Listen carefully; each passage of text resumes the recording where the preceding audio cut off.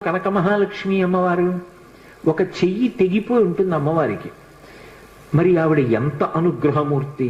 అసలు ఈ మార్గశీర్ష మాసంలో విశాఖపట్టణంలో కనక మహాలక్ష్మి అమ్మవారి యొక్క దేవస్థానం ఇసకేస్తే రాలదు, అంతటి అనుగ్రహప్రదాయిని.